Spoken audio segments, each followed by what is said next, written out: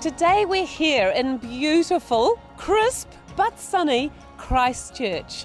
Many Cantabrians are feeling pretty exhausted. There's been a huge amount going on and it's required a huge amount of personal resilience. One of the things we mustn't forget for those of us who are living outside Christchurch is that need to be supportive to ensure that Cantabrians are able to create this vision of a truly accessible centre from now and into the future. Come with us and meet some of the amazing decision makers and leaders here in Canterbury who are all playing a part in ensuring the future of Christchurch is not only bright, but it's fully accessible. Right now, I have the great fortune to be sitting here with Roger Sutton, the Chief Executive of SERA, the Canterbury Earthquake Recovery Authority. Resilience to me is about two things. One is about almost just that emotional thing. To what extent we've got a society, a community where people do look after each other when things go wrong. But resilience is also about the physical stuff as well. Our roads, our water supply, our power. That if it does get disrupted, it can get rebuilt quickly. Or if it's off where you are, you know we can go off and get some service, get some water and so on.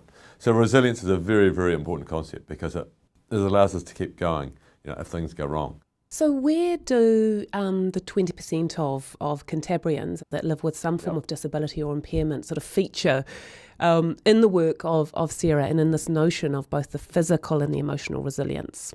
In terms of the rebuilding those civic facilities, those common facilities or new commercial buildings, we do have an opportunity to build those buildings much, much more accessible than they were before. Yeah. So there's a real opportunity to do things far, far better than we had before. We've got a much cleaner sheet of paper here and we've got to take that opportunity. I'm here with the gorgeous Ruth Jones. So Ruth, what's the main objective? What is it that you're really trying to achieve? And what will that mean for disabled Cantabrians now and into the future? There's two things. The first one is that disabled people are well supported and resourced and lead a good life during the recovery period, and that then we have a awesome, beautiful, accessible city at the end of the day. So those are really two things that I think are really important.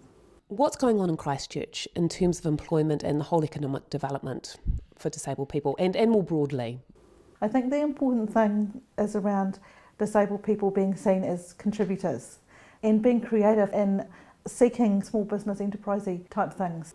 I think that that's really essential to see that we are absolutely part of the economic development and that we want to contribute and we can contribute. So Rachel, tell me a little bit about what the Christchurch Council is thinking and planning for when it comes to creating a more accessible city.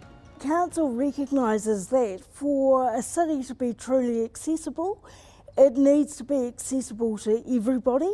So whether you have a vision impairment or an intellectual disability, Council's going to try and consider as many of those aspects as we can. And they're also trying to look around at what's happening in other parts of the world as to what we could bring back into Christchurch and make better, because we actually want to be leading the way in this and kind of a world leader as well. In Christchurch we have an opportunity to do something really magic. Let's really make this city far more accessible, much easier to get around than it was before. There's an opportunity to do something, take a really, a quantum leap forward here, and I'm very happy to be part of working out how to do that. We are one community with one message about let's get on and do it, let's make sure that our lives are good and that we have an awesome city to move back into. When I reflect on some of the key things that I've encountered today in terms of the people and the places we've visited here in Christchurch, there are a couple of key things that really come to mind. One is around the notion of passion, the incredible passion that people have here for this amazing city and for what's possible in the future. The other is the notion of support, and that's support in a really human sense, day to day. How are we supporting Cantabrians, particularly those living with some kind of access need or disability? But also, support is essential for the decision makers like Roger Sutton. How can we provide them with the solutions, the ways forward to ensure that this amazing city is truly accessible to all people in the future?